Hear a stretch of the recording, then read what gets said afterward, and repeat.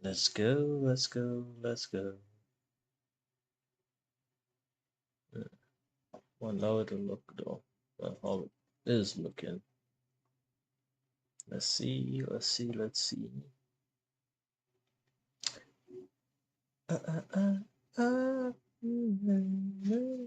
Pure joy. Please, I beg you, stop, please. Okay. Ugly size of that. Alright.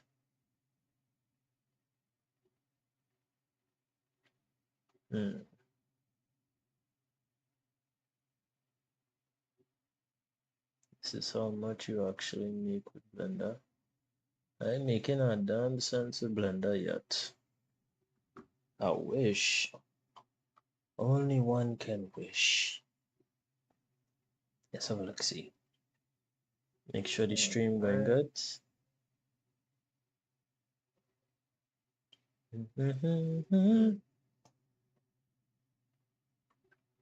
And actually looking good. This is how much you actually Blender. I ain't making a damn sense with Blender yet. I wish. Only one can wish. Alright. So I could see that that's playing good. And hear myself normally. That's a new anime coming out.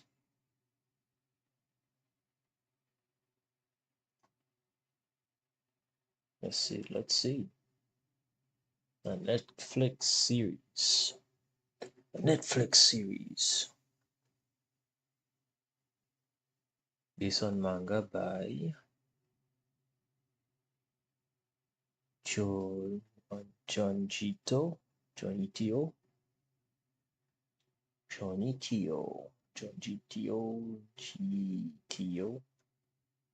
something like that.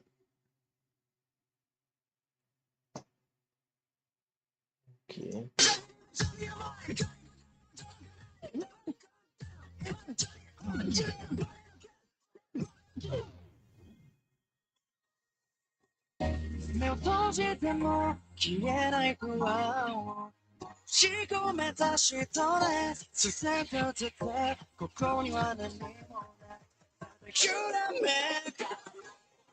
The music sounds good though.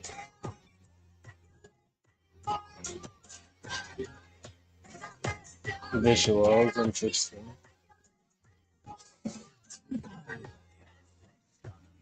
It look like some kind of psychopath animation. Yep. Psychedelics.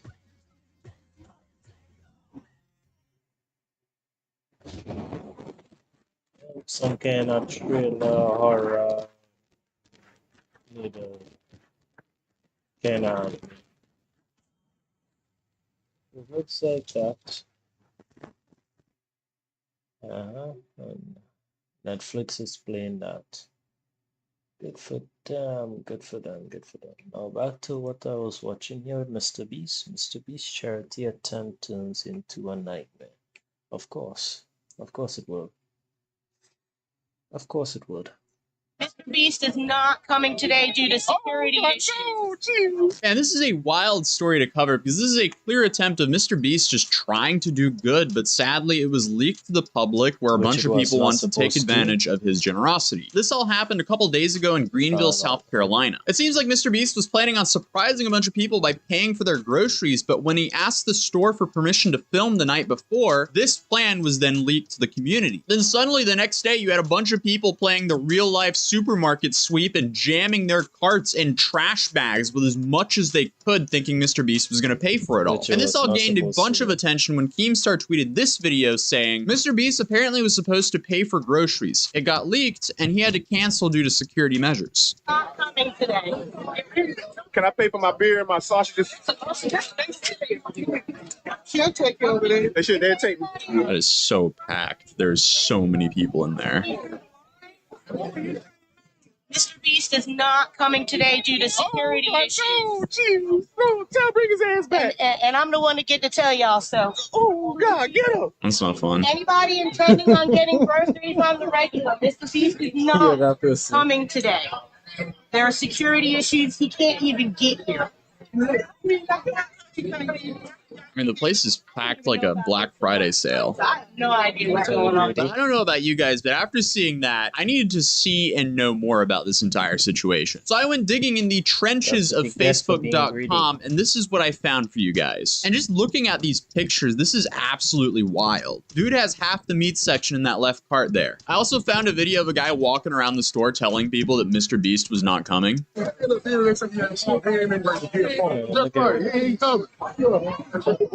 There's so many people there. I wonder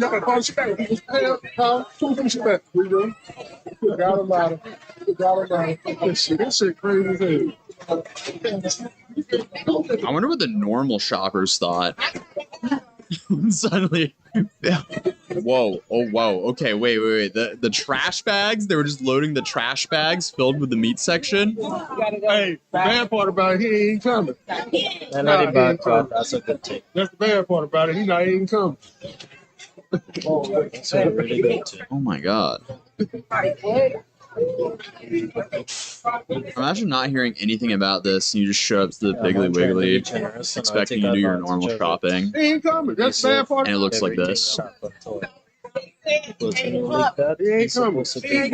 Some person had like 5 trash bags loaded with meat though. People's gonna be greedy once you have something free to do. They can't hear you. Andy's trying to do it. This is crazy. He ain't coming.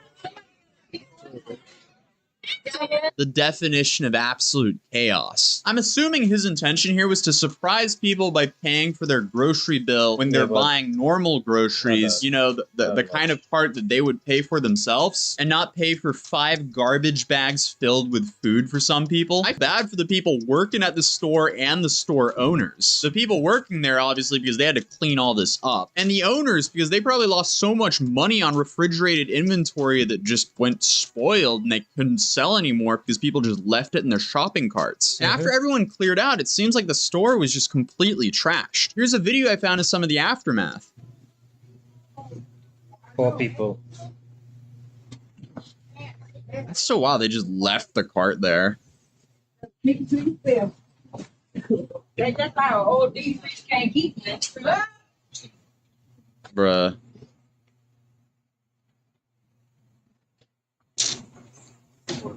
There we go. Ah, boy. Yeah, that's a night shift to do to clean up all this. Outside is us. So.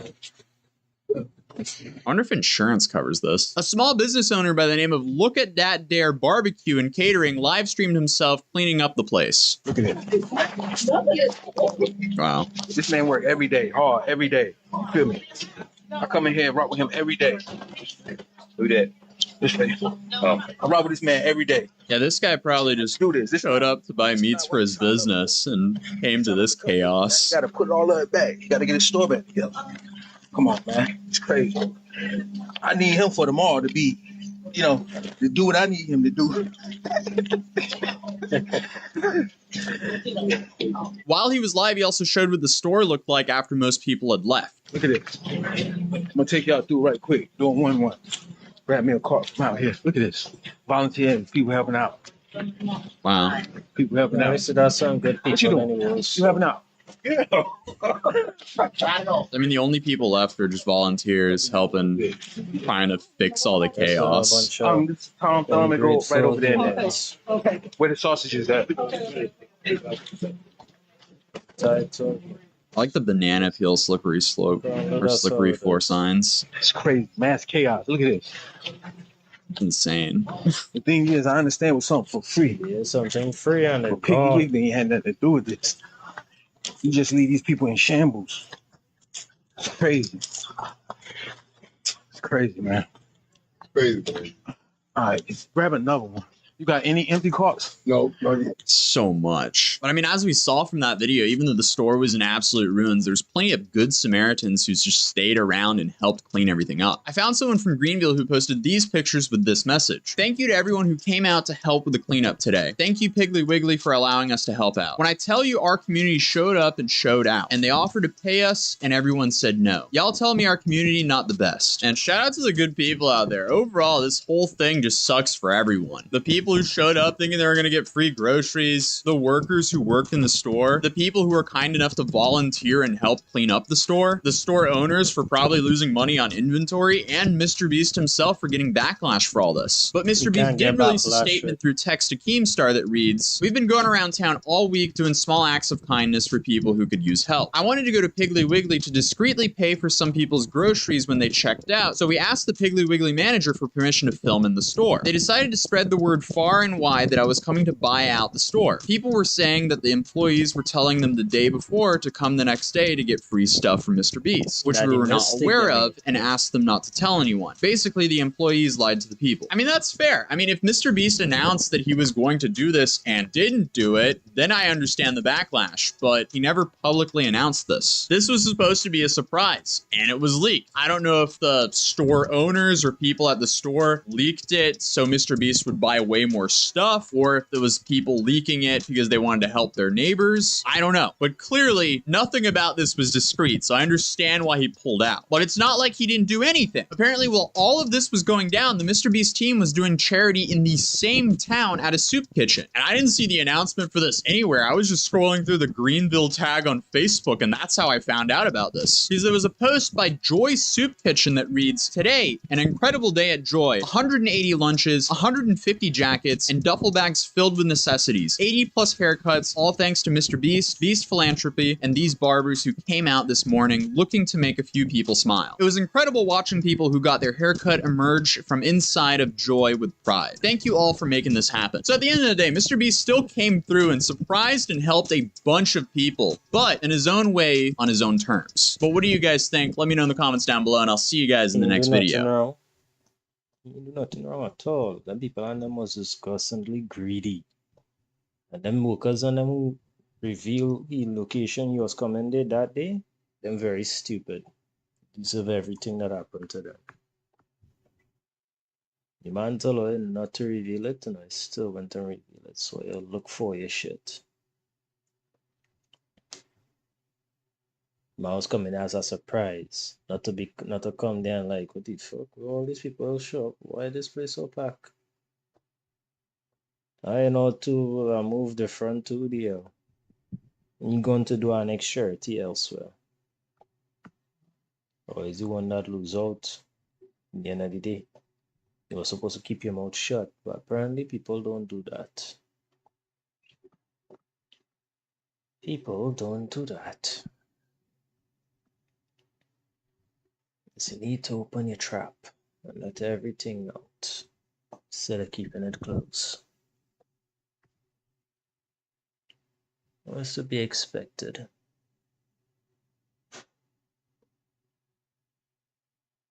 Gotta stay quiet sometimes. Top 10 manual. Better already read most of them already. Remake done right. Oh, really?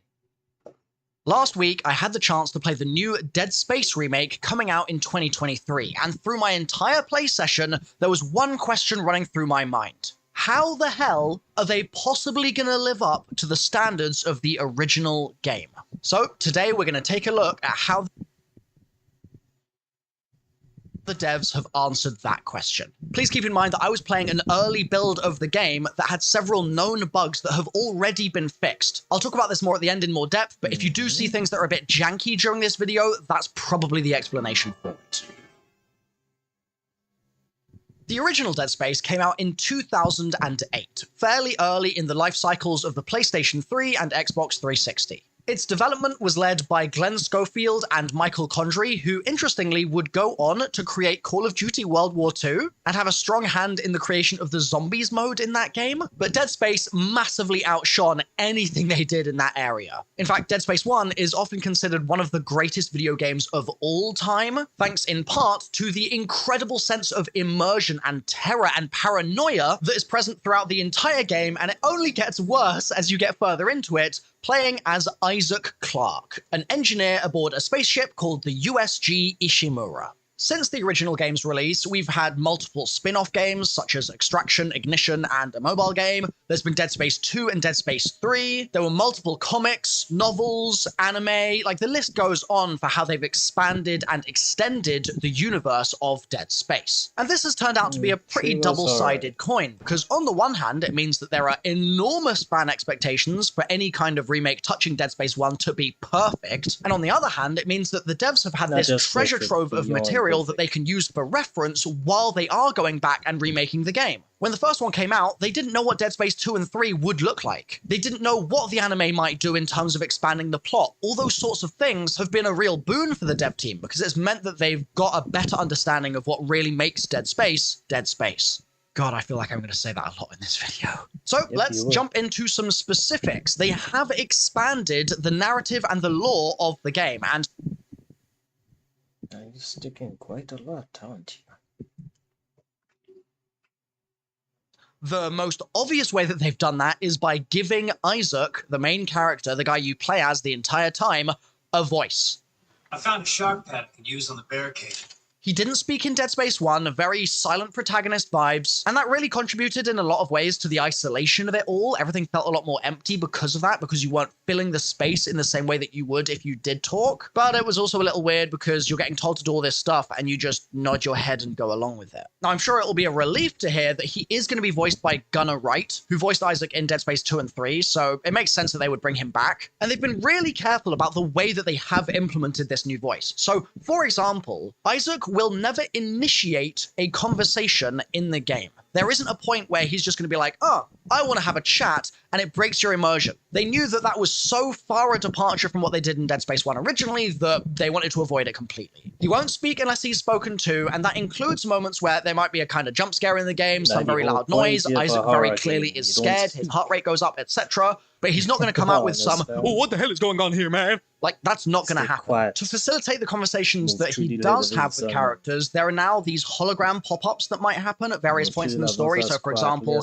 Hammond might respond to something that Isaac does in the game, and then they have a brief conversation based on that, and you move forward with your objective. They've also rewritten most of the text logs in the game, so they feel more connected to the expanded universe of Dead Space now that all that stuff exists. And you're going to get a lot more backstory. You're going to get info on what happened during the outbreak. You're going to get more info on what Nicole was doing at that time. Like, all sorts of stuff has been fleshed out in a way that we might have learned about a little from other Dead Space media since the original game, but that wasn't possible at the time in 2008. Now, I did ask whether that means that certain things from the past are no longer canon, but they didn't have an answer for me on that. So we might find some discrepancies that the community are going to kind of argue about, but we'll save those arguments for when the full game comes out in 2023. One of the methods of delivering some of that new lore content is through narrative side quests, and the majority of those just give you some kind of narrative reward as you go along and then at the end as well. But there's also one side quest in particular which the devs kind of called out as being particularly gameplay related, but I don't know what the hell that means. They were very secretive about it, but there are new side quests now, so we have that to look forward to, and the intention there is they did want some elements to surprise returning players. So it does have the feel of the old game completely, but there is a little bit of new stuff to do. There are new rooms, there are new routes, and new obstacles as well, new puzzles that you're going to have to find ways around.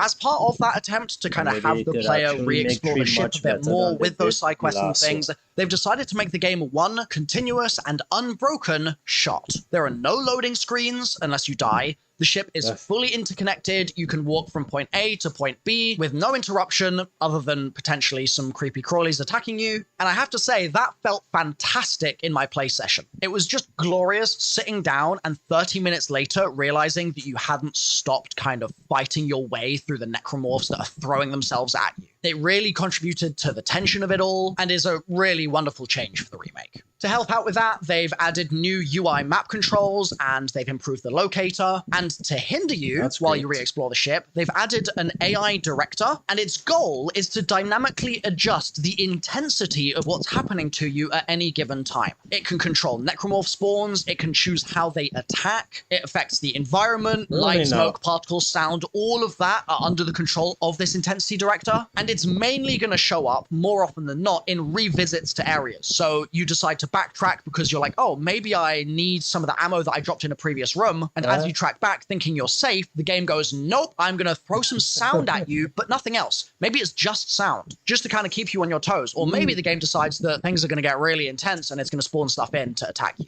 That song's awesome.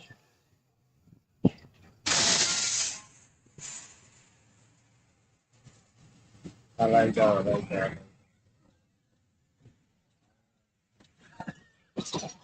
That director also plugs in to the Alive system, which basically keeps track of Isaac's body as he progresses through any given moment in the game. Maybe something scary happens, Isaac's heart rate is going to go up. He also has a base resting respiratory rate. His breathing is going to be affected differently in different encounters. His stress levels, his limbic system controlling his fear and paranoia and anxiety, all of that basically on the back end of the game has a state now which the director can see and can therefore make things even worse for the player if it so chooses, based on what would cause the most trouble for Isaac. The Alive system also modifies the way that Isaac delivers his lines if he is in a conversation. So if someone's chatting to you and you're at low health and your breathing's really exerted, your voice lines aren't going to just be the normal voice lines. You're going to sound like you're at death's door. Nicole, it's me.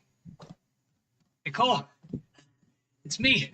They've paid a huge amount of attention to detail in this area. I actually really recommend this one dev diary video that they did, which shows just how far they've gone to try and take what was fantastic in the original game, but tweak it to be more modernized. For example, in the original game, if Isaac got out of breath and scared, it would play that heavier breathing over the top of the sound of his regular breathing. And so all those things now have been smoothed out and made much more immersive. And it's not just Isaac's body that the devs have paid a lot of attention to. Nope, they have completely remodeled, remade the necromorphs from the ground up, keeping their silhouettes, keeping what was so special about them in the original, but basically constructing them layer by layer this time. They call it the peeling system, so that, for example, you could use your pulse rifle to shred the flesh of a necromorph, and then you could switch over and fire a ripper blade through its arm. That might leave the limb kind of hanging just by a tendon, and you could then rip that off with kinesis and pin the enemy to the wall with its own arm. And you do it step by step, layer by layer, piece by piece, chunk by chunk, lump by lump,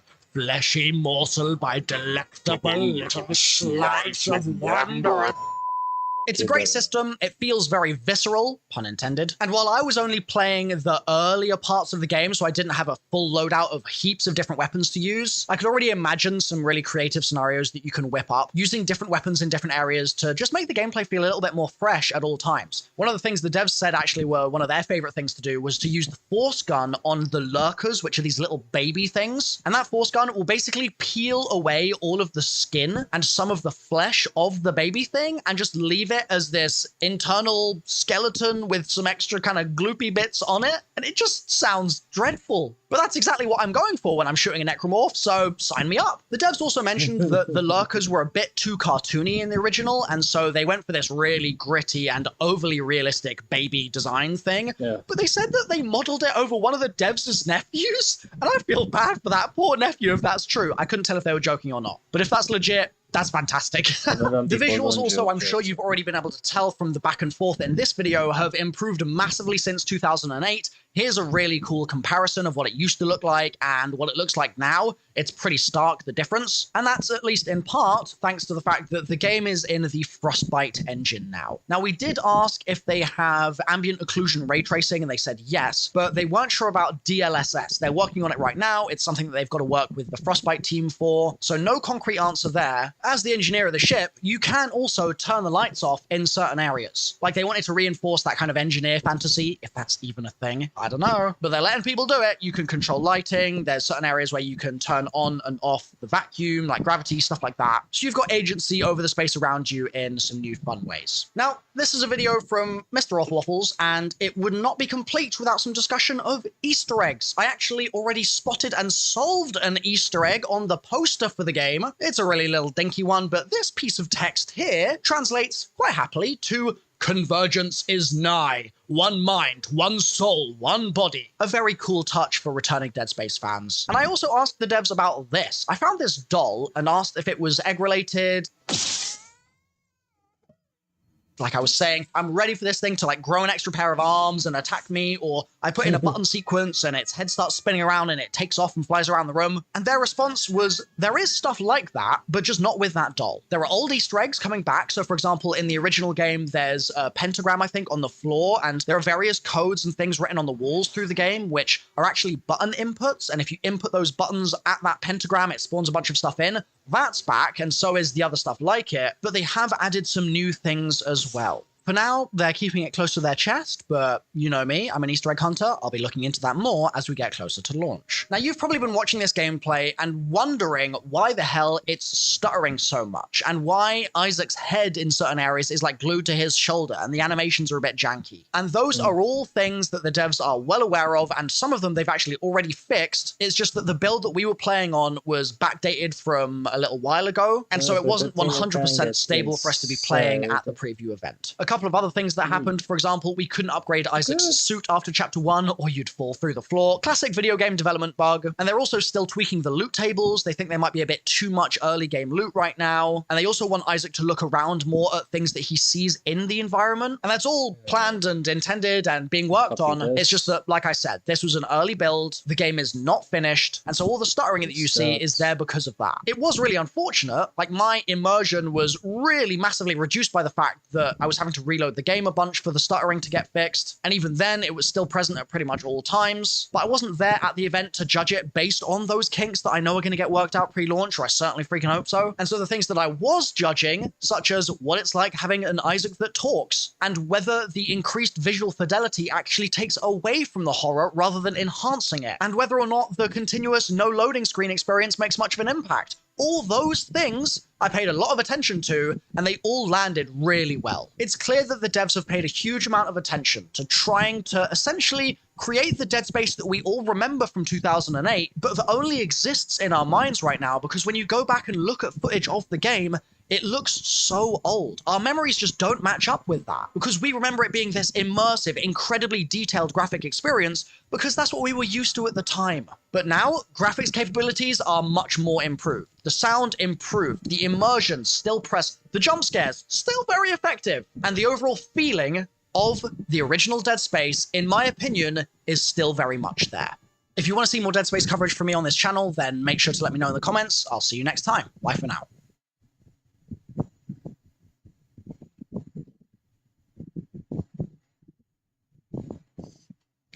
Right, that was a good video.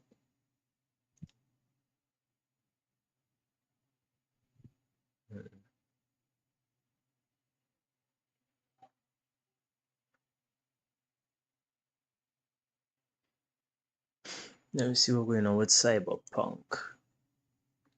New updates. So a ton of stuff going on around Cyberpunk and even The Witcher today. Check out the headlines right here. Cyberpunk's big feature is getting a rework. This will change the way you play the game forever. Trust me, you're going to be experimenting with new builds going forward, and I cannot wait to see what the community does with this. Also, we have Cyberpunk just did something very big. This one thing changes the entire mindset as CTBHholdings, and it just means the future is brighter than ever before. Also, we have this one right here, Cyberpunk. Is it finally happening? CTBHholdings is moving Cyberpunk in this direction. Is this actually possible? So this is really cool news. I'll explain in just a moment. Plus, we have this one right here, Cyberpunk's most requested DLC might surprise you. Fans desperately want this from Edge Runners. Yes, this would be very cool to get in the game. I'm wondering if CD Projekt Red will take this direction because it's so highly requested. Plus, Cyberpunk Edgerunners can continue to Season 2 and beyond. A genius idea from a fan reveals how Trigger Studio can do it. I have to mention this because it is such a great idea, and I really, really believe that, yes, Trigger Studio should pursue this for sure. And we have CD Projekt Red just revealed what Project Canis Majoris is. The Witcher remake is using Unreal Engine 5. This is amazing news. It looks like that, yes, CD Projekt Red is doubling down on the Witcher franchise. But yeah, check this out right here. All right, so we're back at my fancy smancy penthouse, and I've discovered something very cool. So let's take a look here. It looks like my army has been quite busy indeed. And look at this. My base just got upgraded too. Now, if you're wondering what in the world this is War Planet Online, a free-to-play massive multiplayer military strategy game on mobile, PC, and Mac through the Microsoft Store, Steam, and App Store. In War Planet Online, you can upgrade your base and build a wide variety of realistic military units, from tanks to helicopters and much more. Unlock new, more powerful commanders to do your bidding as you face off against AI troops and other players. You can even join an alliance to help other players conquer nations, or they can become your next target. I love the sense of exploration in this game. It's huge and encompasses the entire globe. Travel to New York City, Tokyo, and much more. It's endless. So join me right now for free in War Planet Online. Just click the link in the description below or scan the QR code on the screen, and you will get 4,000 army units, P1, and 4,000 medals for an even bigger head start in the game. And get this, War Planet Online is giving away 40 vouchers. The first 40 players who download the game right now and reach level 10 in the game till November 10th will win a $100 Amazon e-gift card. Expect winners to be announced on November 25th and contact. There's the Great Rambo event going on right now as well. Yes, War Planet Online is celebrating the 40th anniversary of Rambo First Blood by including none other than Rambo himself in the game. Become a one-man army as you join John Rambo on a special mission as players experience the First Blood chain event operation. This is going on for a limited time, so check out that description to find out more. So what are you waiting for? Join me right now for free in War Planet Online. Just click the link in the description below or scan the QR code on the screen right now.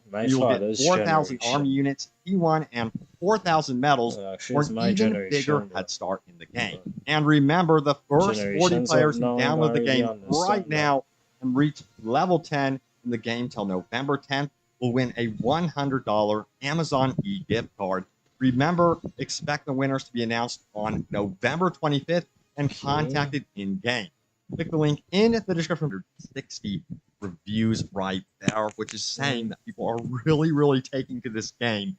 And that, yes, what CD Projekt Red is doing with Cyberpunk 2077 in the future. Now, the article goes on to say this. It says, I will note that Cyberpunk was reviewing with 71% positive reviews back during the launch of 2020. That already indicated that fans were enjoying it a little more than the anti-hype news cycles would have suggested back then. Let me know if you guys are in that boat or not. Though it's important to note that the game looked and performed best on PC. It still does, of course, but consoles were way rougher than they are today. You'll recall that Cyberpunk arrived with 9s and 10s from many critics who, again, were given only PC review copies and none of them played on console. I still think the 9s and 10s were ridiculous, even if it was on PC, considering some of the underwhelming features at that time and the fact that this game has no working police system. I mean, come on. But yeah, let me know what you guys think of that, if you were in the boat of like, oh, I enjoyed Cyberpunk from the beginning, or if you think, you know, that the launch was especially rough for you personally. Now, it goes on to say this.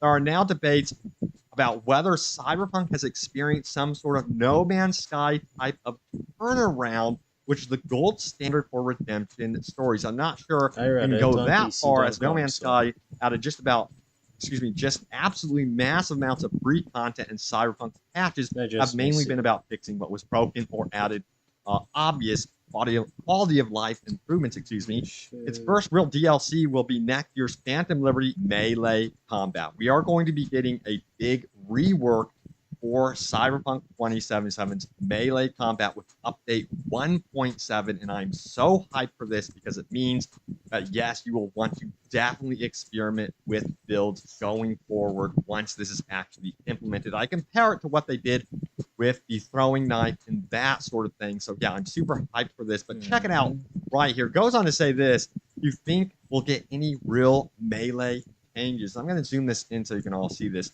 It says this right here: I've been doing a full katana mantis blade build lately, and it's sort of been atrocious at times. The heavy attack execution animation is still a huge problem after all this time is released, so it encourages just spamming the light attack. Because of this, the melee combat falls flat really hard aside from those very specific moments where I get lovely crits from a little bit too far from the animation start, and I get to slice people up one after the other instead of having to wait for a really long and buggy animation. Sometimes the animation even glitches with the stand Bestin, and I'm the only one slowed and stuck in the animation while enemies shoot me up. Mantis Blade's coolest feature, the lunging heavy attack, is just really awful to use because of how it basically always does a long, awful animation every single time you use it. So, do you guys think they'll fix melee combat, maybe even overhaul the system by the time we get the next major update or even the DLC? I'm really hoping they add things like deflecting some bullets, the katana, or some kind of new moveset to the melee weapons. It's just sort of sad at the moment and has a lot of room for improvement. So, yes, I do think that we are going to be getting some absolutely huge changes to the melee combat, and I'm really excited to see what they do with also the melee weapons that they have added into the game more recently. They added a bunch of new melee weapons into the game, and this basically was laying the groundwork for future updates. So you got to always remember, whatever they do for one update, they're doing it for the next update. So I'm really curious to see what they do with these melee weapons in the future. Now, we keep going here. We have this one right here from Vincent 2077. He says, in 1 versus 1, you can stun lock enemies with katana or other melee weapons. It would be nice if they use smoke bomb like the Batman, or simply backstep and use Sanvestin to break free from players' combo and run away. I see Oda and a few Cyber Psycho enemies use the trick, though you can still kill them with OP quick hacks. It would be great if this ability is distributed by two other strong enemies, like the NCPD crime bosses, or just in general, enemies randomly spawn in the field. So yeah, one of the biggest problems with melee combat right now, as you can see from the gameplay here, is that you can easily stun lock enemies and just be relentless on them. Do a heavy attack, they get stunned, and then you just weld the light attack button over and over again, and that's pretty much it for the melee combat. And it would be really, really cool if they added more systems in play here, like a proper counter system or something like this. Now, we have this opinion right here as well. Check it out right here. This comes from Plant Food Clock, who says this: a general enemy AI is needed, but it's a good point about the melee. Just makes it too easy, and one of the reasons I don't play melee builds in most games. I think it'd be cool if there was a couple of options for enemies to get away, maybe even depending on what faction they are, and use cyberware, like enemies with Sanvestin could be able to use it to dash out, but maybe give some high backwards backflip. Or if they are a Netrunner Voodoo Boys enemy, make them have a hologram fade away in front of you while they get away. Just having some sort of variety would be nice. And, you know, that would be really cool if they tied this into also using the throwing knife. I want to see where melee weapons really, really matter when they extend to other weapons in your arsenal. For example, being able to use melee weapons and build up some sort of charge within the enemy, and then you switch over to a weapon that can basically overcharge that enemy, causing or detonating the ability that you kind of have set within your weapon, your melee weapon. That would be very, very cool to see something like that. We've seen that in other games where there's like a combo system, and then you switch over and then you detonate the enemies. I just think it would fit so nicely into a melee build for Cyberpunk 2077, because then you would really be using your full arsenal and tying the weapons together as you play. Let me know what you guys think of that thought, but I really hope that they fully flesh this system out completely for sure. But it sounds exciting. that we are getting a melee rework. It's cool to see that they've added so many melee weapons. I myself really like the melee in this game. As you can clearly see, one of my go-to weapons is the mono wire, and also the katana blade. And I do like the master blade, but I feel like they're just like tapping into it barely, and they could go full on with this in the future. All right, so we got to talk about the Edge Runners DLC that a lot of you guys want to see. Check this out right here. It says, would you play a Rebecca DLC? Of course. And my answer is, of course, I would love to see a Rebecca DLC in the future. In fact, I feel like they have not done nearly enough with Edge Runners DLC in Cyberpunk 2077, including Lucy. You know, we do have, of course, the mono wire that we can mess around with in Cyberpunk 2077, but I mean, I feel like they can do a lot more with this sort of thing and tie it directly into Edge Runners characters. Now, of course, we have gotten Rebecca's shotgun in Cyberpunk 2077, but come on now, they could do even more with Rebecca. And it's amazing how many of you want to see this, because as you can see over here, it's 6,200 upvotes. So you guys really, really want to see more Rebecca in Cyberpunk 2077, which I think would be really, really cool. Now, a lot of new players are discovering some kind of like hidden features in Cyberpunk 2077 that a lot of us have actually missed. Check this out right here. It says, just saw this on my second playthrough. Have these been there the whole time? And this one comes from Tarak 907, 3,300 upvotes. And as you can see, we have the Slot-O-Matic.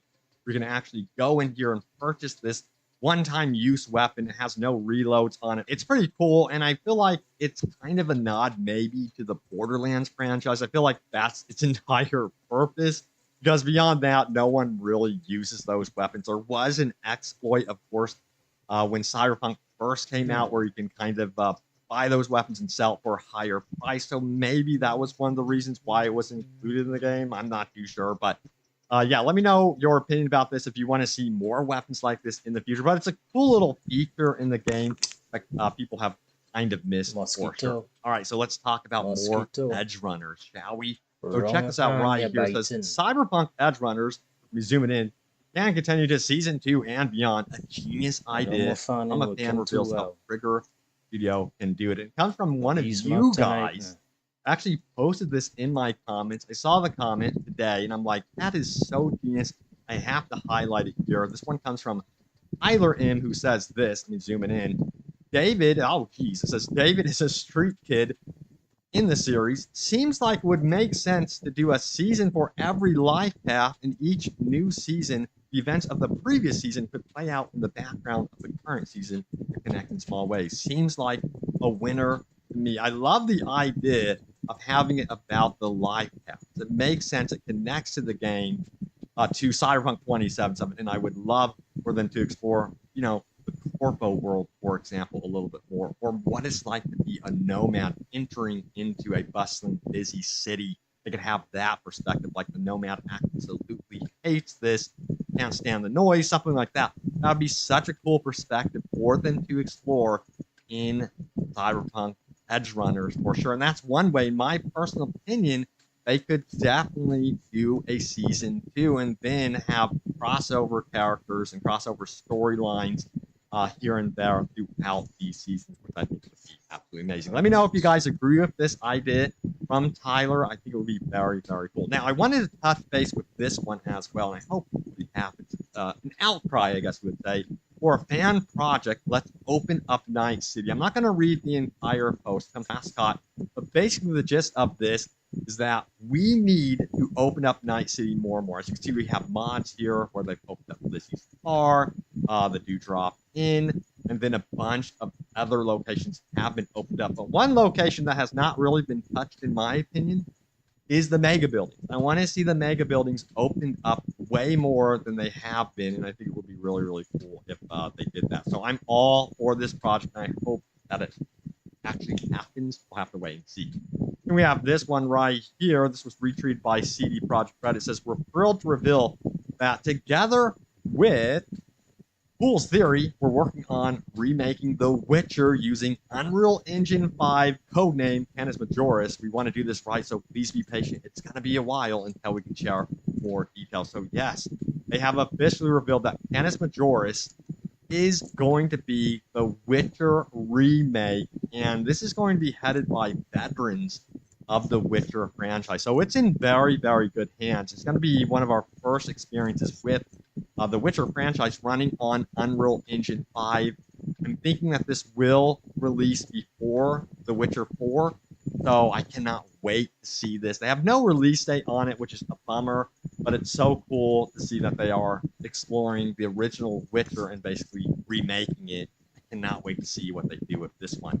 All right, so now it's time to get into your top comments. Remember, leave a comment down below. It could end up right here in a future video. My most recent video was this one right here, update 1.7. Wait, is this for real? All new update. So, yes, there was a recent mod that came out for Cyberpunk 2077 that tapped into the fact that there was a hidden feature, I guess you would call it, that was toggled off by CTBHholdings. And guess what? They added in called Astonishing Crowds, where you have, it looks to me that the game was pieced together strangely, and there's some indications, in my opinion, that Keanu Reeves came into play in the game a little bit later on or halfway through development, and they kind of reworked things, stuff like that. So I think that's perhaps the reasoning behind some of these oddities in the game, or they could just be there because they didn't catch it. I don't know.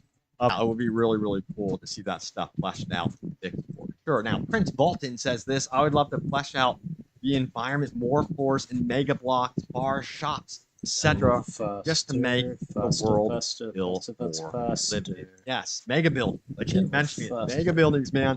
It'd be so cool if they really fully realized mega buildings. They could do so much with this for sure. Now, Jonathan has an opinion. Says this: I love the option to have one or both your character's arms legs appears to be mechanical, especially if you could change the appearance. Basically like Johnny Silverhand's arm, but not holographic. And you could have it on both arms. I'd like to have a lot more options in tattoos too, both face and body. Honestly, I love the game and just hope the expansion had more of everything. Yeah, that's been one of the highly requested features for sure, is being able to have more mechanical arms and things like that to really see it. And you know what that means? I want third person. I really would love to see them, by some miracle, add third person support to this game when it's all done and said. You know, wouldn't that be just like, man, a mind-blowing surprise? Now, MB says this: I honestly want them to add more to the relationships. You have a whole city to do things in, but your love interest just hangs out in their area and don't talk much and get like few instances of texting. I think they wanted to do that, what you're saying, but it's like a time thing. They just didn't have the time or something to really fully develop the relationship in the game. So I'm curious to see, based on a lot of your feedback, it seems like a lot of you guys love the romance, the relationship, and things like that, even friendship, if they will pursue something that's more extensive with Phantom Liberty. We're going to get like a little tease of what we could potentially expect from, like, say, Cyberpunk sequel if they tap into that a little bit more. Then we'll have to wait and see. Now, True Nomad says this: I really hope that Red Mod comes to consoles, but has allowed console mods in both Skyrim and Fallout 4, and I believe it's one of the main reasons those games have such an active player base all of these years later. Never know. I mean, I'm shocked they even did Red Mod. I thought for sure they would not pursue that, but I was completely wrong about that one. So maybe just... Yeah. When I got married about 10 years ago, we decided to move out of the city and try living in a more rural area of New Hampshire. We found a nice new rental house in a quiet area. It was on a dead-end street, which sounded good to us. We'd been living on a street where people were always racing by going like 50 miles an hour. This felt like it would be a nice change. There was a pretty huge property with a bunch of land behind it at the end of the street. We figured it'd be nice to have some wildlife for neighbors. There were just a few other houses on the street, and after we moved in, we met most of the neighbors, and they seemed nice enough. But we never saw anyone around at that big property at the end. Nobody else seemed to know anything about it.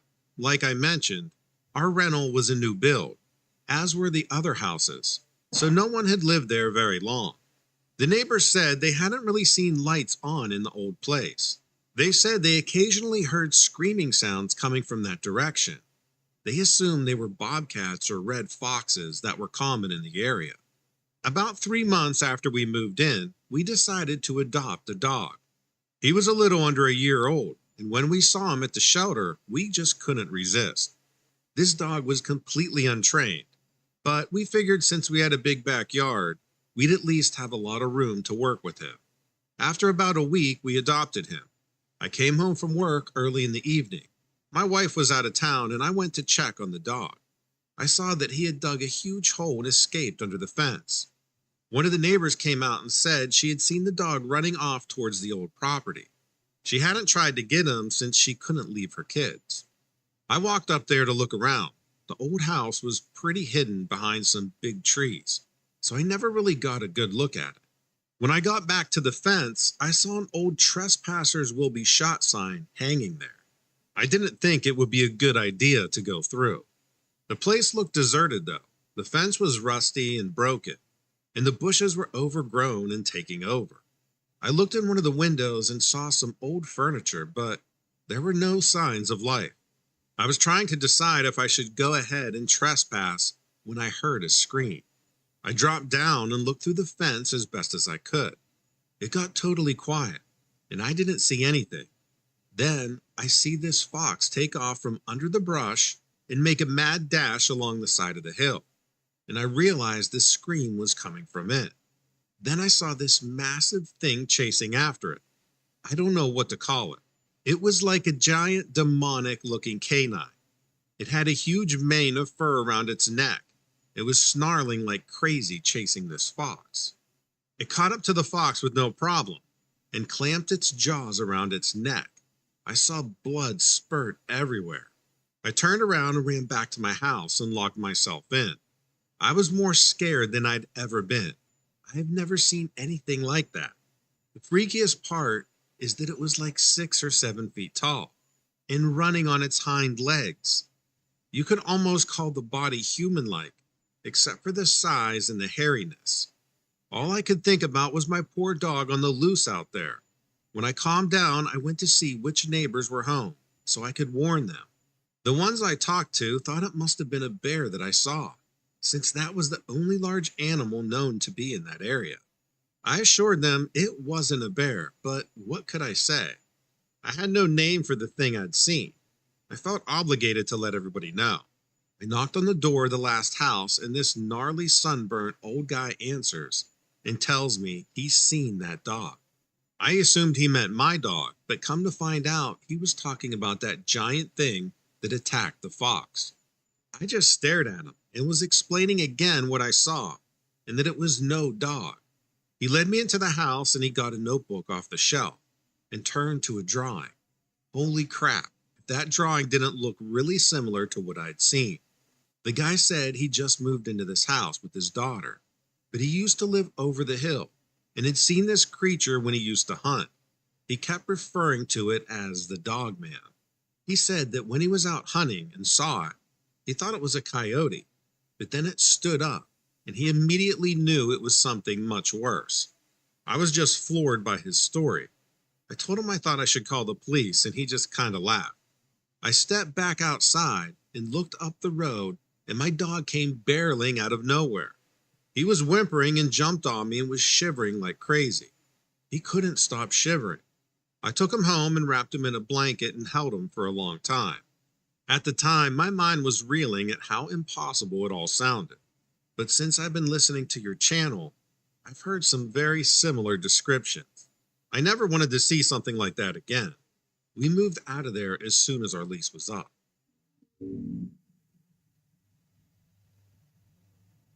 Hi, Donovan. I live in Northwest Maine, and I'm writing in with a Bigfoot encounter that took place last fall.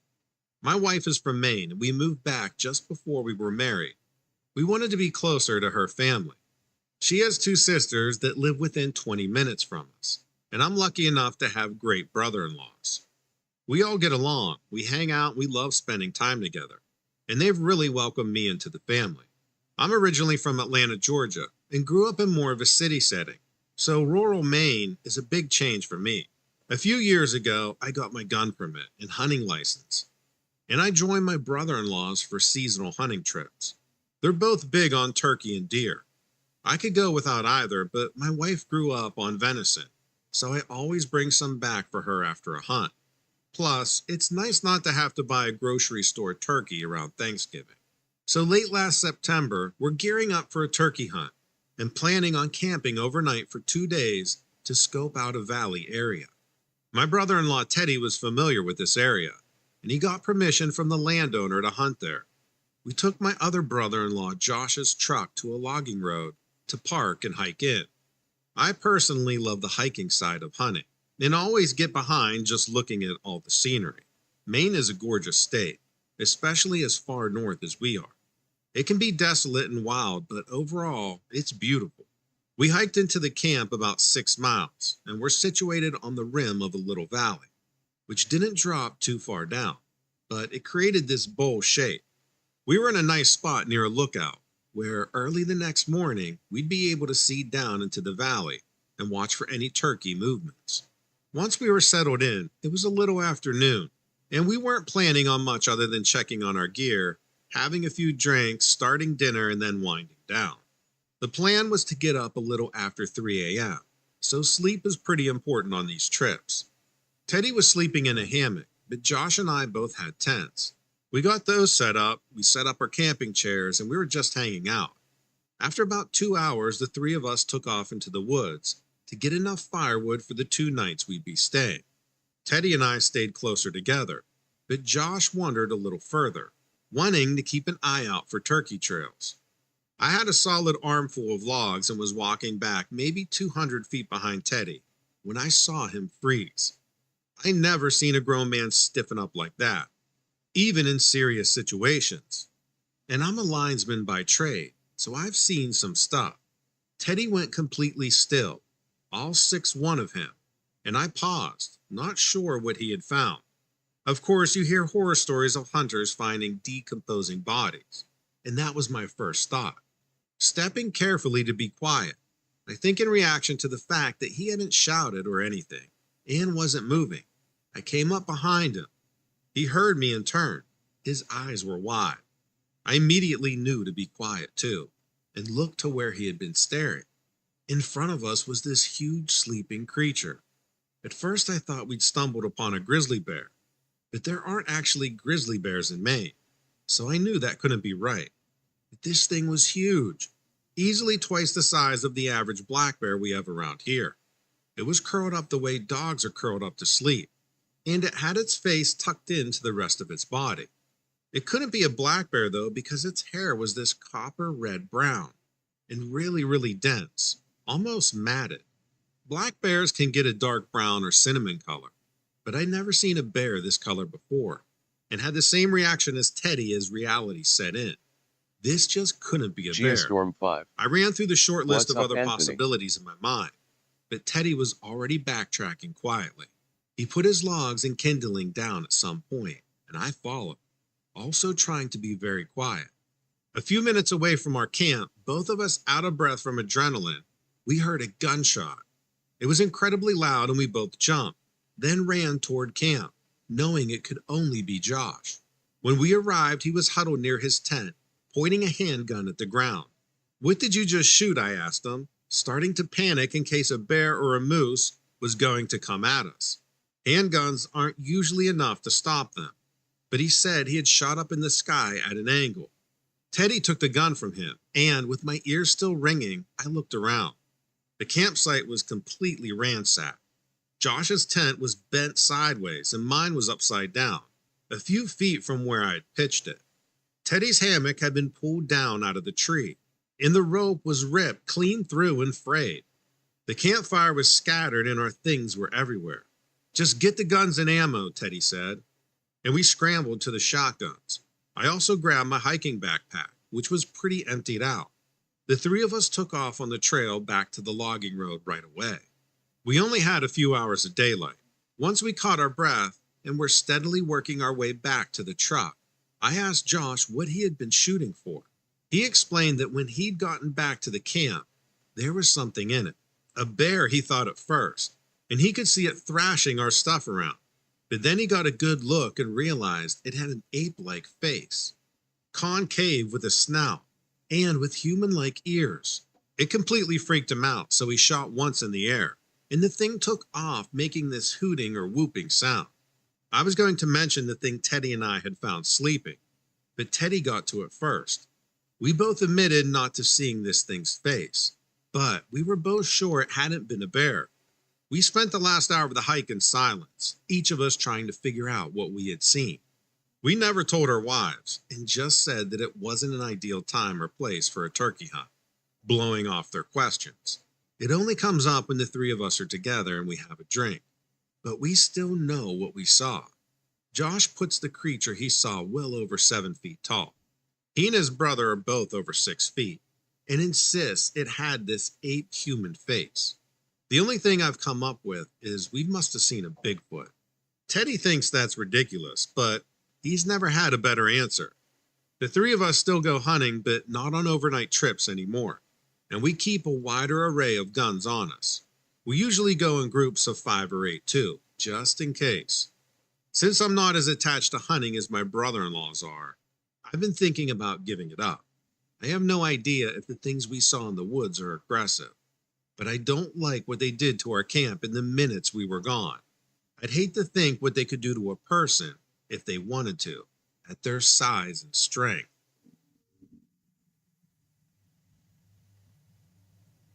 Hi, Donovan. I'm grateful to finally have a place to tell my story.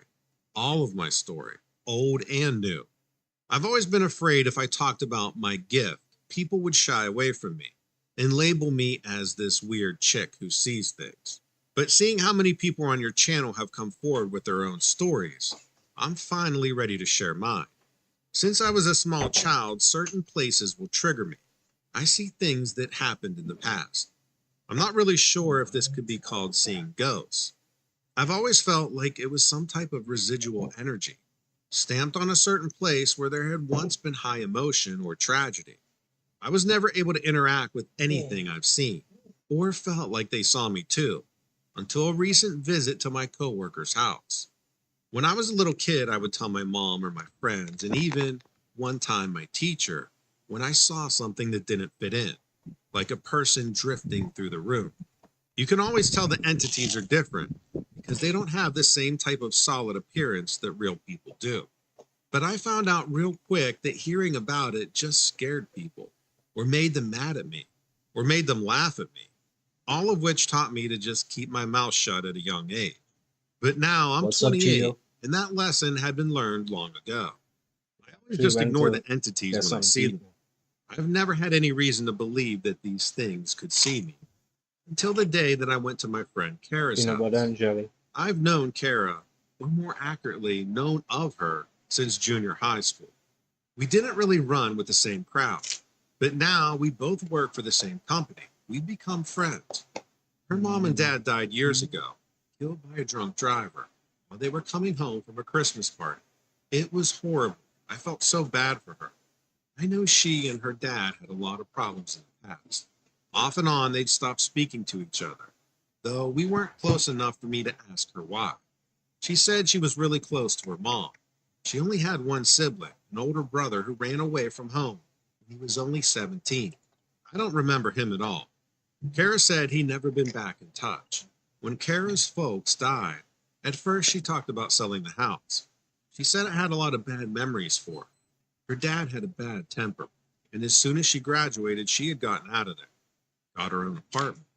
But the economy being what it is, about 8 months ago, she decided to give up her apartment and move back into her childhood home. When I arrived at Kara's house, I was impressed. It was huge. It was 2 stories, and there was this grand staircase curving down with the mahogany banister. It was beautiful. I couldn't help but admire it as I followed her upstairs. She had turned one of the bedrooms into a cozy little den because she said the downstairs parlor seemed too formal. We ordered pizza and browsed through Netflix, finding a movie we both liked. It was fun for a while, just hanging out and drinking wine while we waited for our food. And after about 15 minutes, I started to get that familiar prickling on my skin. Usually that happened right before one of my visions would start. I tried just to ignore it. I kept feeling like someone was there, watching me, even though no one popped into my line of sight. When the doorbell rang, Kara had just excused herself to get the bathroom. I knew it had to be the pizza guy, and I was happy to pay for it myself, since Kara was hosting. I trotted down the stairs, paid the pizza guy, and turned back around to come up. There was a young man standing at the top of the staircase. I knew right away it was one of them, because he didn't look quite solid. The difference was this time he was looking right at me, like he could see me, and that's never happened before. He looked really rough, with darkness on his face that I thought might be bruises on a real person, and one arm hung crooked, like he had broken it. I was pretty startled because he locked eyes with me. I was hesitant to walk up the stairs toward him, a little bit afraid, even though I'd seen these things all my life. This was different because he was watching me. I just stood there with my heart pounding, waiting for him to drift away like they always do. But something else happened instead.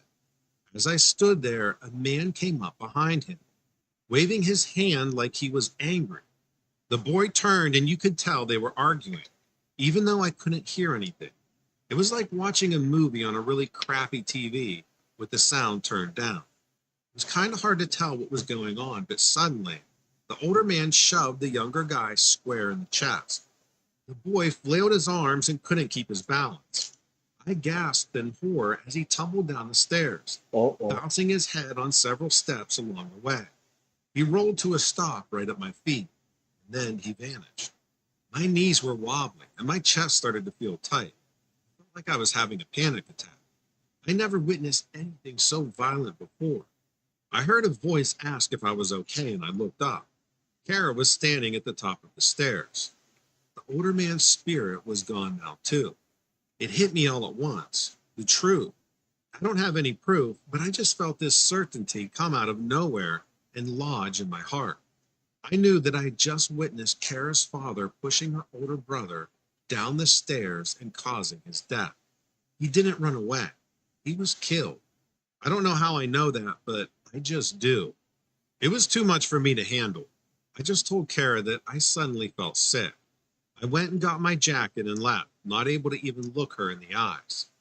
I had some time to think about it, but I still don't know what to do.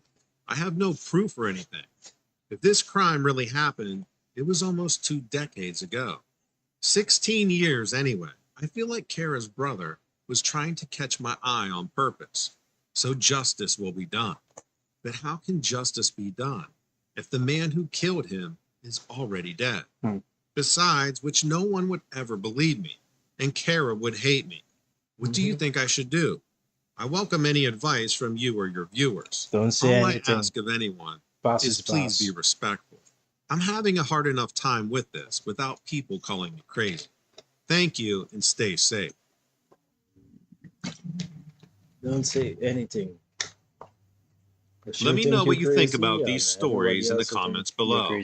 Also, make sure to check out dreadsarmy.com, where you'll find all of my stories and multiple strange and weird news posted every single day. If you want to be part of the discussion, check out the forums on Dreads Army. We also have a Facebook group. The best thing you can ever do, stay quiet.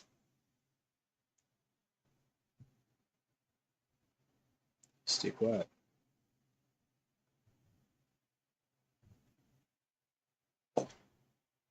Now, you know, when it comes to videos like this, my first response is normally pareidolia. When they be showing us these images on these planets or different things and these rocks and stuff like that, I'm looking at it and they be thinking it's something, I automatically go to pareidolia. So I'm going to see, can I get through this video or not? Saying it's going to be hard, you know what I mean? But I want to see. So this video here is the top 10 terrifying photos from space NASA can't even explain. All right, so if you know what to do, hit that subscribe button, join the fam. Let's check it out. The infinite vastness of space is truly baffling, and there is so much out there that we can't see, and even more that we don't know exists at all. And if that alone doesn't both freak you out and intrigue you, then these will. Hey there! Welcome back to Most Amazing. I'm Connor, and today we're going to hang out and talk about my favorite topic, the terrifying yet beautiful nature of space. Here are the top 10 terrifying photos from space NASA can't even explain. Stay tuned for our number one because it is actually one of my biggest fears, even as a space lover. Obviously, NASA is full of some super smart folks, so some of these will have some scientific reasoning behind them, but even those still have some mystery surrounding them. Are there any I missed? Let me know in the comments below. Let's get into it. Number 10. Zombie star. While the idea of a human coming back to life and hunting for brains is spooky, to me the knowledge that dead stars can do the same, even the eating each other part, is both scary and exciting. This is Tycho, a former white dwarf, which is a star that has, quote, died and looks like a giant bacteria. That's what it looks like. This is Tycho, a former white dwarf, which is a star that has, quote, died and gone supernova, exploding into a fantastic show of cosmic energy and matter with the power and brightness of a billion suns. And usually a white dwarf will stay dead, but not in a binary system where there's more than one star at the center. Sometimes these previously deceased stars can come back to life. They do this by feeding off the energy and material from their neighboring star and powering themselves back up, not unlike a zombie eating somebody's brains. But that's a great comparison, though. Because that's would have been the first thing that came to my mind if you would have referenced zombie. Just the way he described that sounds like that to me. Ring star and powering themselves back up, not unlike a zombie eating somebody's brains. Scientists believe that this may have to do with what they call dark energy as well, which theoretically makes up about 3/4 of our universe. But since we have yet to truly detect or understand it, these zombie stars will remain a mystery. But they look super cool, right? Number 9, alien bones. Captured on August 14th, 2014 by the Curiosity rover, this photo appears to show something on the surface of Mars that could chill you to the bone. A femur on the surface of the red planet. Many conspiracy theorists and alien enthusiasts alike hopped onto this to show it as proof that there was once life on Mars, or even that humans had been there before on some sort of secret mission that went awry. NASA has gone on the record to say that it's not a thigh bone, but just a rock that happened to be shaped that way after erosion from wind or water, which we have proven existed at one point. But come on. If it really was a bone, do you think that they'd tell us? Though I'm... No, that's true. That's true, and I've said that and echoed that same sentiment. But at the same time, bro, I can understand why somebody would take that for a bone. And just the close resemblance in that is just uncanny. Come on. There's certain things that humans are not ready to understand. Looking for stuff. Say no. So you want to believe something that may not necessarily be true or what it is. So I get that. Existed at one point, but come on. If it really was a bone, do you think that they'd tell us? Though I'm inclined to go with the scientists on this one, it would be kind of cool if we had proof of aliens on Mars. If you think there are aliens out there, hit the like and subscribe buttons to help us bring you the most amazing videos on them. Number 8, Eye of Sauron. The Rings of Power just finished its first season as I'm recording this video, and since I still have Tolkien on the brain, this photo of the Fomalhaut system made the cut. A relatively young system at 440 million years old. For comparison, our sun is about 4.5 billion years old. Fomalhaut and its surrounding disk of space dust have been the subject of a lot of controversy in the astronomical community. The images captured interest scientists not only because they look like they came straight from Mordor, but because of the zombie planet that has been tricky to find. The photos taken show that the dust ring is not centered around the star, but is shifted and elongated into the eye shape, which indicates something of large mass on the outer parts of the system, which scientists believed could be a Saturn-sized planet. Investigations have been conflicting over the past few years, with researchers believing on and off that the planet exists, and with Hubble images being inconclusive, which is why we call it a zombie planet, because it keeps coming back to life in a way amongst researchers. The system may have gotten its strange ring shape from all of the that reminds me of the movie, what is it now? What is the magician movie? I can't think of the name. Now You See Me? But Now You See Me. I think that's it. That's the movie. That's what it reminds me of. Remember, they always talk about what the eye, this, the eye that. So seeing that just makes me think about that. To life in a way amongst researchers. The system may have gotten its strange ring shape from all of the comet activity as well, with over 2,000 comet impacts daily, many of those comets being over 1 kilometer wide. That would definitely kick up a lot of dust, so one does not simply walk into Fomalhaut. Number 7, Sunken. Okay, I threw this one in because it's currently spooky season while I record this, and having a jack-o'-lantern sun on the list couldn't be passed up. In 2014, the Solar Dynamics Observatory captured this creepy photo of the sun smiling right at us, like its features had been carved right out. Why did that look like it was getting ready to explode, though?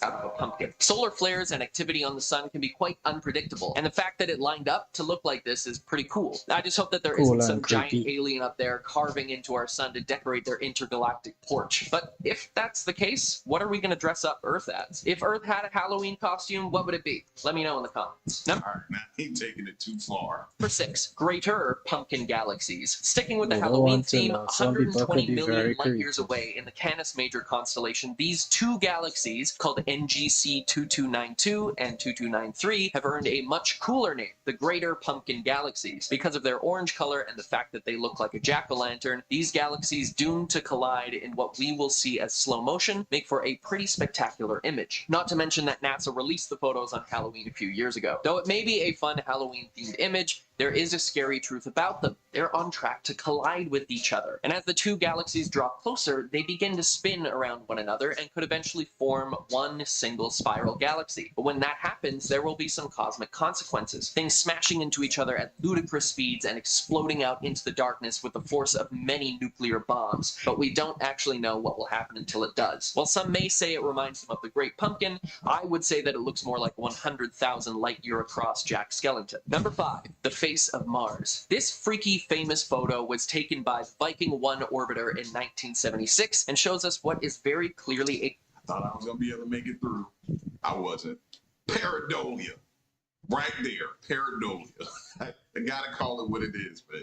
taken by the Viking 1 orbiter in 1976 and shows us what is very clearly a face embedded in the surface of Mars. A massive one at that, judging by the scale of what's around it. It very clearly has 2 eyes, a nose, and a mouth. Uncanny, really, especially for being what NASA has called a cosmic coincidence, because with enough time and space, literally anything can happen. When investigated again in 2001 with a better camera, it was not to be seen. Was it just a mound of rocks and dirt that was blown or moved away, or was it something more sinister, watching us from the red planet, not knowing that we were finally looking back? Number 4, black hole in the Milky Way. Black holes, one of the biggest driving forces in the cosmos. These places of pure darkness were once stars that shone bright in the sky, but when they died, instead of going supernova and exploding into a blast of color and energy, they collapsed in on themselves, creating a singularity so dense that it sucks everything around it in, with a force that nothing can escape. Not even light. And while this may sound scary, they are incredibly necessary for our understanding of the universe to function. In fact, there are a few... Yeah, and can combine, grow bigger, and also radiate things from it that it's eaten and send it back out slowly, like so much. Our galaxy, but the biggest is Sagittarius A, the supermassive black hole at the center of the Milky Way. This is the second image ever captured of a black hole, and it's insane that we've developed the technology to be able to find and photograph them. Sag A sits at the center of our galaxy and is the reason why it spins and has its signature spiral shape. But the scary part is that it is not only spinning our galaxy, but consuming it, adding one more way that our galaxy can meet its demise. Not sure I'd rather that or colliding with another galaxy. Either way, none of us are going to be around to see it. Number 3. Never seen it. We need time to see what it could possibly do or turn into. You know, it was once a star that collapsed on itself, and then it turned into a black hole, vacuuming everything around it into it.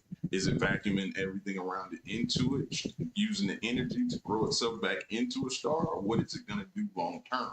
That's why we need time to see what that can turn out to be. You know what I'm saying?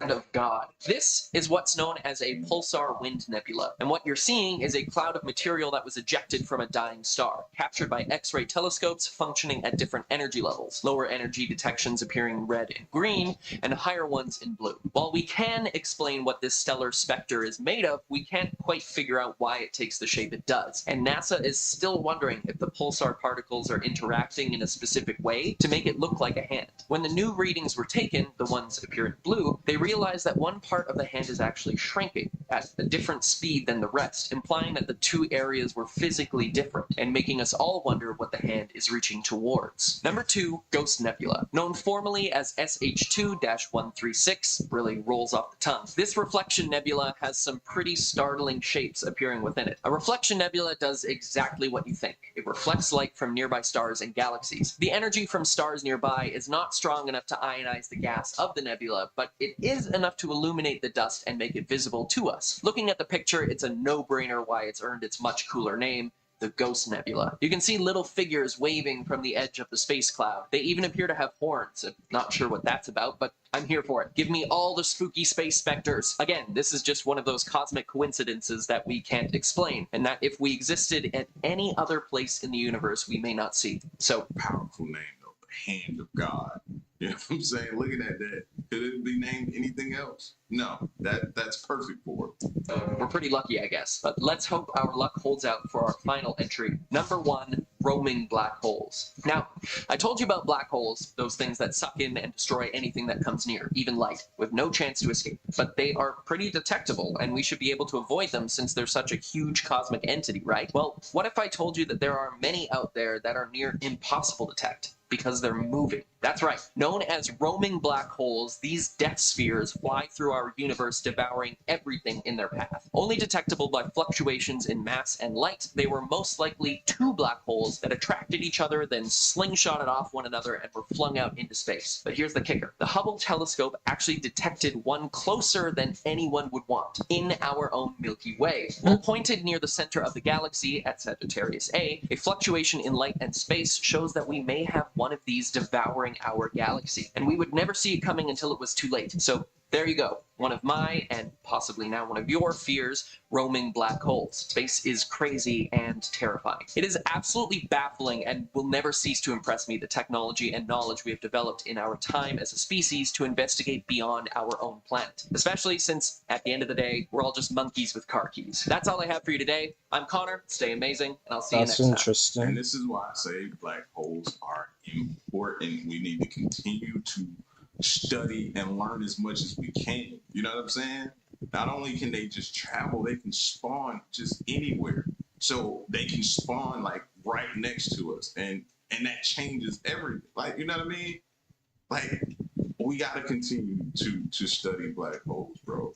It's just so much more information we're gonna be able to gather. Even with all the as well informations, what can we do? You know, just trying to figure out what happens if one does. The technology we are now can't even get rid of most asteroids. She can't get rid of y'all an in the asteroid comment section. I made it through with only saying pareidolia one time. when you push them Surprise, one time. But this was actually some good photos though. Some good information as well. Shout outs to the most amazing time for the video. All right, it's your boy, y'all get at me. Let me know what you think. Forming we next to it. And that'll be a day. Not to be something to see though. A black hole form next to it. Listen, I know it's not Mother's Day, but when it comes to moms and mothers, bro, I want to give the utmost love and respect, right? And today we're speaking on one mother in particular. And that's Mother Nature. And when it comes to Mother Nature, bro, I don't have nothing but respect and nice things to say. Because that's one you do not want to make mad. All right? At all. So today, in this amazing video, man, we're going to check out 1 in a million moments in Mother Nature. So if you're new, you know what to do. Hit that subscribe button. Let's check it out.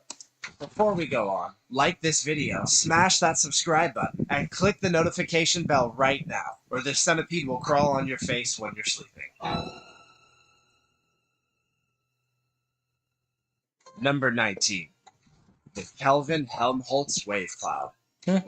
This is an incredibly uncommon occurrence in which a cloud creates a billowing wave pattern. They happen when two air streams experience a substantial vertical shear, which causes winds to blow more quickly at higher elevations than lower ones. One of the most remarkable and uncommon forms of clouds, Kelvin-Helmholtz resemble evenly spaced rolling ocean waves. They happen when the velocities of two separate air layers in our atmosphere mix, a phenomenon known as a shear. The top of an existing cloud layer may be scooped into these wave-like rolling formations, when the upper layer of air is moving more quickly than the bottom layer of air. A scientific phenomenon known as Kelvin-Helmholtz instability is not just related to clouds. Anywhere there's a velocity differential across a fluid contact, it can happen. The most prominent illustration is wind blowing over water, where the waves are caused by the faster moving air on the slower moving water. On windy days, the clouds are more likely to appear. They frequently serve as reliable turbulence indications while flying. The atmospheres of planets and moons, such as the red spot on Jupiter or the Earth's clouds, as well as the atmospheres of the sun and other stars, exhibit Kelvin-Helmholtz instabilities. Number 18. Okay, I'm glad I saw this video. Imagine not seeing this video and then walking outside and seeing those clouds. Out of panic, bro. They had to give me one of them brown paper bag. Blowing it out, bro. Like, you could have told me something like catastrophic wasn't about to happen. Zhangjiajie Pillars, China. Tianzi Mountain's tower-like peaks rise abruptly from the plain below, which is covered with trees and typically shrouded in mist, providing a distinctive view. One of the most remarkable formations in the world is found in the 21-square-mile Wulin Yuan scenic area of Zhangjiajie National Forest in Hunan Province, China. It makes sense that James Cameron used Tianzi Mountains as the model for the fictional planet Pandora in Avatar. The result of sedentary rock erosion over millions of years is Tianzi Mountain. The ancient sandstone peaks, which date back 300 million years, have been carved out by wind and water.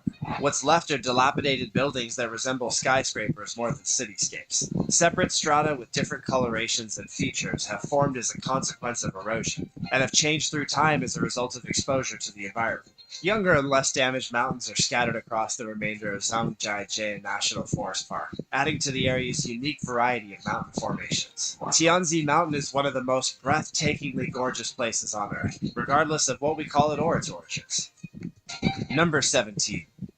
Fairy Chimneys, Turkey. Magic might appear to be real on the high plateau of central Anatolia in Turkey. What other force except magic could sculpt rock and stone into spindly stalks that emerge from the ground like mushrooms? How could geology possibly explain such a bizarre occurrence? The cluster of spires look like a scene from a Salvador Dali nightmare. Even the names of these structures, fairy chimneys, conjures up a paranormal feeling. However, magic doesn't exist. Bad news. The geologic process that led to the chimneys began millions of years ago, when volcanic eruptions spread ash throughout the area that's now Turkey. This ash solidified into the porous rock known as tuff, which was then covered by a layer of basalt. The slow process of erosion finally started. The softer tuff eroded away over millennia, making space for the pillars which may reach heights of 130 feet. Each one's covered with a protective mushroom-shaped cap because the tougher basalt erodes more slowly. Without the use of pixie dust, a fairy chimney is created in an instant. That doesn't mean the chimneys aren't magical, though. The events behind these formations and the creative ways people have used them for ages are tales fit for a fairy tale. The chimneys are situated in an area formerly called Cappadocia, which crossed the ancient Silk Road trade route. A who's who of European empire builders ravaged and invaded the region for centuries. At various points in history, the territory has been claimed by the Hittites, the Persians, Alexander the Great, the Romans, the Byzantines, and the Ottomans. Number 16. Boiling Lake. The name of this body of water, Boiling Lake, may give you a hint as to some of its dangers. Fans of hot springs will be unhappy to find out that this lake, which is located on the Caribbean island of the Dominica, is officially off-limits to tourists. It's cool. I mean, as it should. The name of the lake is Boiling Lake. Meaning it will burn you alive. Inviting to me. No. Eventually, is officially we know what's going to happen. Off-limits to tourists. However, considering that we mean very hot when we say this is a hot spring, it's not necessarily a negative thing. The borders of the lake alone have been recorded to be 200 degrees Fahrenheit, while the center of the lake is clearly boiling and considerably hotter. The bubbling water has a blue-gray color and is typically shrouded by a cloud of steam. All of this is caused by the lake laying atop a volcano, which causes heated lava underneath to immediately release heat and gases into the lake. A hiking trip went horribly wrong in the year 1900 and involved 3 hikers who fell into the boiling water below. That's what I was about to say. Why would you even risk it. How many times have you seen people accidentally fall into a pool?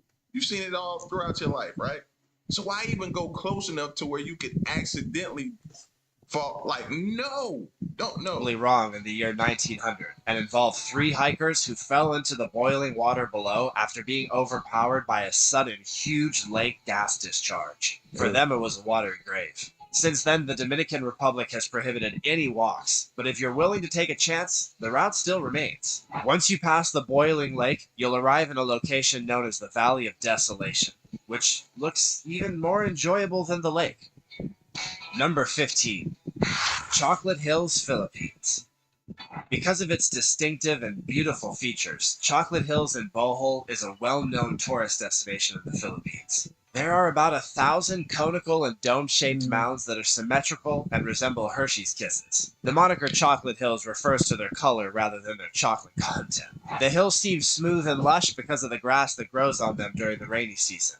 They derive their name from the dying foliage that takes on a chocolate-brown hue in the summer. The Chocolate Hills are said to have blossomed where a weeping giant's tears fell after being let down by love, according to folklore. Another legend describes 2 giants engaged in a day-long stone-throwing conflict. The mounds where the stone had fallen remained, and the giants came to an accord. This is what science has to say on the origin of the Chocolate Hills. According to geologists, weather-slicing coastal limestone on a top layer of clay is how the hills were created. Nonsense.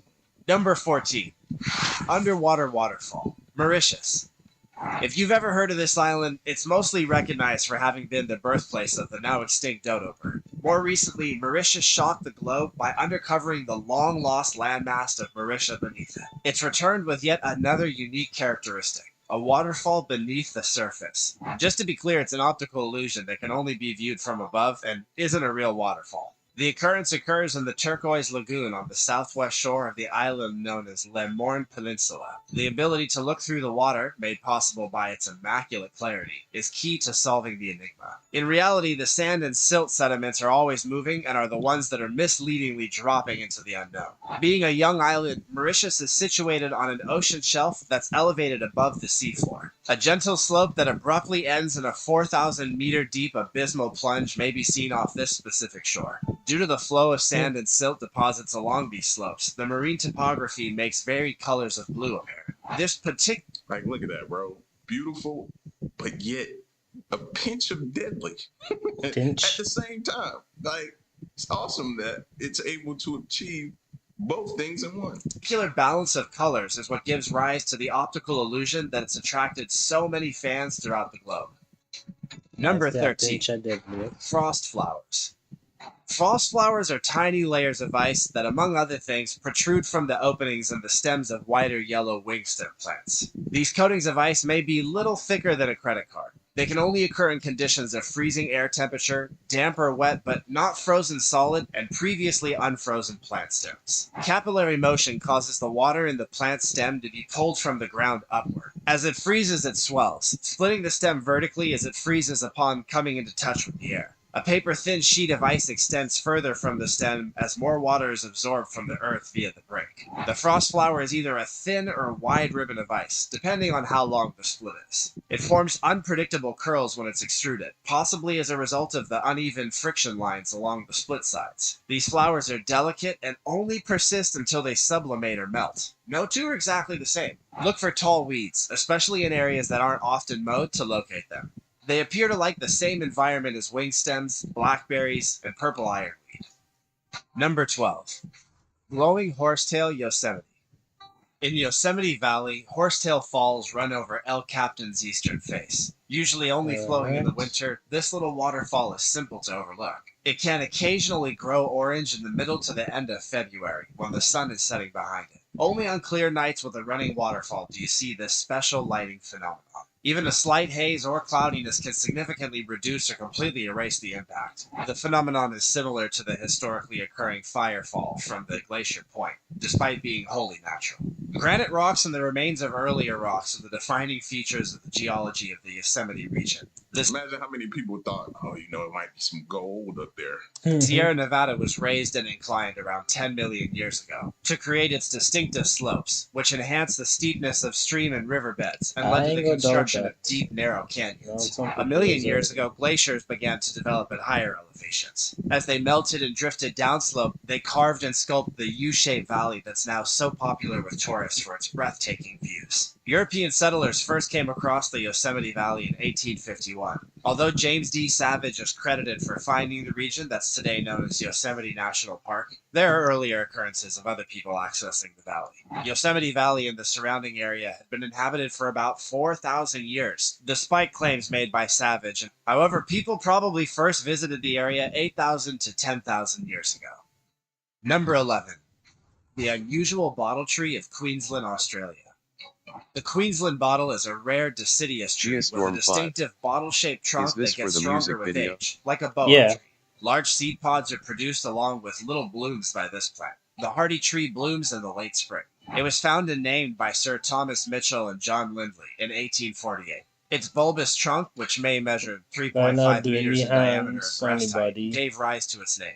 The Queensland bottle tree, which may grow to a height of 10 to 25 meters, sheds its leaves from September to December, with one or more slender leaf blades measuring up to 11 centimeters long and 2 centimeters wide. The leaves can be simple or split. From September to November, cream-colored flowers bloom, and from November to May, woody boat-shaped follicles mature. There are no recognized subspecies. Wow. Number 10. Lake Balkhash. Lake Balkhash in Kazakhstan has the uncommon distinction of being a freshwater and saltwater lake. Most of the freshwater is located in its western half, which is broad, shallow, and milky green in color. Its eastern side, which is more salted, is narrower, deeper, and dark blue. The lake water sources can account for its peculiar quality. The Ili River, which is the principal source of water, empties into the lake on the southwest side, causing a steady flow from west to east. The lake does not, however, have an exit, and when water gathers and evaporates on the eastern side, it loses salt. Some of the water from the Ili River has been diverted for irrigation and hydroelectric dam construction, and some analysis foresee a future environmental catastrophe analogous to the Ariel Sea as a result of these diversions. Balkhash is located in the largest and deepest portion of the huge Balkhash-Alakal Depression. Number 9. Full circle rainbow. Full circles can form a rainbow. However, the average viewer only perceives an arc that's centered on a line from the sun to the observer's eye and is made up of lighted droplets that are above the ground. Our visual reference point is the main determination of how much of a rainbow we perceive. Most of the time, we only see a portion of the circle, which is the recognizable rainbow arc. However, a complete circle rainbow may be seen in all its beauty if you're fortunate enough to be at the right place at the right moment. Another thing they lied to us about. The sun moves closer to the horizon, more of a rainbow may be seen since its center is exactly opposite to the sun's location in the sky. As a result, dawn and sunset are often when you'll see a rainbow with the highest proportion. Numerous myths feature rainbows, and they've been incorporated into artistic works. A rainbow initially appears in writing in the book of Genesis chapter 9 as a part of the Noah flood myth, where it serves as a reminder of God's promise never again to wipe out all life on Earth with a catastrophic flood. How kind. Bifrost, a rainbow bridge, connects the land of mortals, known as Midgard, with the realm of the gods in Norse mythology, aka Asgard. The Muisca people of modern-day Colombia worship Chukavera, the rainbow god, and send him gifts of gold, snails, and tiny emeralds to thank him for ending the frequent rains in the Bogota savanna. Dzogchen, or some varieties of Tibetan Buddhism, make reference to a rainbow body. The pot of gold that the Irish leprechaun keeps hidden is typically stated to be at the end of a rainbow. The rainbow— That's what I was always told was at the end of a rainbow. It's just an optical phenomenon and can't be reached. Thus, this region is fittingly unreachable, which means you aren't getting your free gold. You'll just have to settle for a bowl of Lucky Charms instead. Number 8. Lenticular clouds. These lens-shaped orographic wave clouds form when the air is still and wind blows across hills and mountains from the same or comparable directions at various heights in the troposphere. It's possible for really strange, unnatural-looking clouds to appear downwind of hills or mountains. Although they're not frequent, they do occasionally arise throughout the British Isles. They're believed to be one of the most common explanations for UFO sightings all around the world, because they mimic the classic shape of a flying saucer. In some circumstances, wind blowing across a mountain range can produce a train of enormous standing waves in the downstream direction, much to how ripples form in a river as water crosses a barrier. The rising velocity of the wave enables water vapor to condense if there's enough moisture in the air, giving... See, seeing some of this stuff, it makes me truly believe we don't know we don't know all of what this planet is capable of doing. Like, we need to learn more about our planet, bro, and its capabilities, because it's getting scary. Lenticular clouds their unique appearance. Lenticular clouds are viewed like airborne mountain waves. On the other hand, these waves can appear even in the absence of clouds and outside of cloud cover. They may generate motionless air just a few hundred meters away on the ground, while producing very strong gusts of wind nearby. Pilots of powered aircraft steer clear of lenticular clouds because of the turbulence they induce. On the other hand, glider pilots appreciate them because they can anticipate where the air will ascend depending on the cloud form. Number 7. Fog bows. Ghost rainbows. A fog bow, sometimes known as a white rainbow, is a phenomenon akin to a rainbow. However, as its name implies, it only manifests in fog, as opposed to rain. The fog bow exhibits only very faint hues, with a red outer border and a bluish inner edge, due to the extremely small size of the water droplets that generate fog. Smaller than 0.05 millimeters in diameter. The tiny droplets' diffraction effect causes the colors to spread out and fade.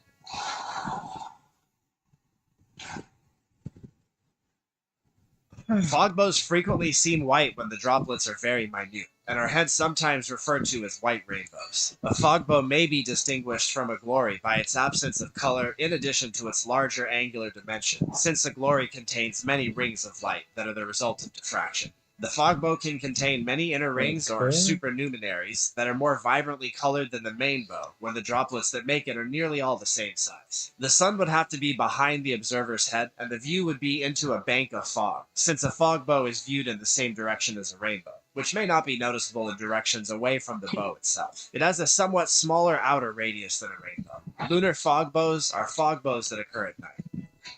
Number 6. Deep sea brine pools. A brine pool is a volume of brine gathered in a seabed depression, sometimes known as an undersea, deep water, or brine lake. The pools are large, salty water bodies that are 3 to 8 times saltier than the ocean outside. They're frequently discovered under polar sea ice in the deep ocean. These below sea ice are created by a procedure known as brine rejection. Salt's required to raise the salinity gradient in deep sea brine pools. The salt can arise from one of two processes: geothermically heated brine released from tectonic spreading centers, or the dissolving of substantial salt droplets through salt tectonics. The brine frequently includes high amounts of methane and hydrogen sulfide, which give nearby chemosynthetic organisms energy.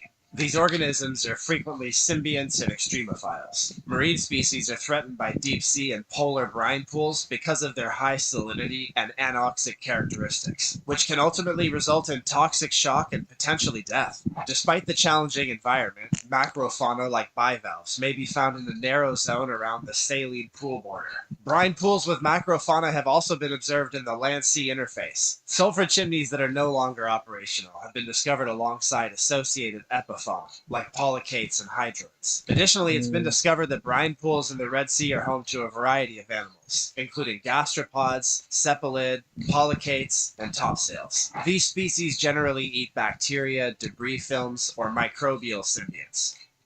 Number 5. Probably everything else that swims over there and dies. Don Juan Pond.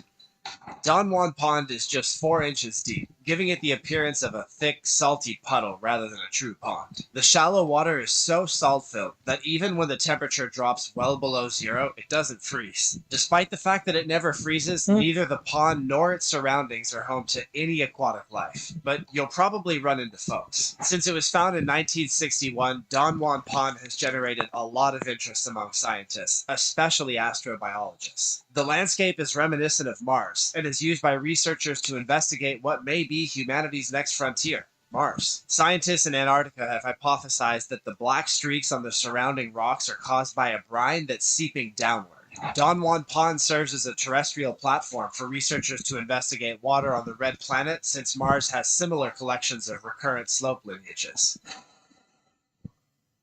Oh, really? Don Juan Pond's size and volume changes throughout time. The region was around 0.25 kilometers squared, according to the USGS topographical map that was issued in 1977. However, the pond has significantly decreased in size in recent years. Number 4. Bungle Bungle Range, Australia. In the Kimberley area of Western Australia, the Bungle Bungle Range is a significant landform and a park's centerpiece. Sandstones and conglomerates that are used to create towers' characteristic beehive shapes, basically rocks composed mainly of pebbles and boulders. I like learning about these facts about these places. When active faults changed the terrain in 375 to 350 million years ago, these sedimentary layers were deposited into the Red Basin. The domes were sculpted over millions of years by the combined forces of rainfall and wind from the tsunami desert. On the plains around the eastern Kimberley area, the range may be found. The range are stacks of former seabeds that include dolomite layers all over them. The Piccaninny crater is a structure that's thought to be the eroded remnants of a very old meteorite impact crater. Differences in the sandstone layers are what generate the odd orange and dark gray banding on the conical rock formations. The darker bands, which are dark algal or canobacterial growths, occur on the rock strata that retain more moisture. Iron and manganese mineral deposits found in the sandstone have discolored the orange-colored strata. Number 3. Noctilucent clouds. In the high atmosphere of the Earth, there are hazy cloud-like structures called noctilucent clouds, also called night sparkling clouds. When seen from space, polar mesospheric clouds appear as a diffuse scattering layer of water ice crystals. Don't forget, y'all, they got a cloud app. You know what I'm saying? It's close to the summer polar mesophyre.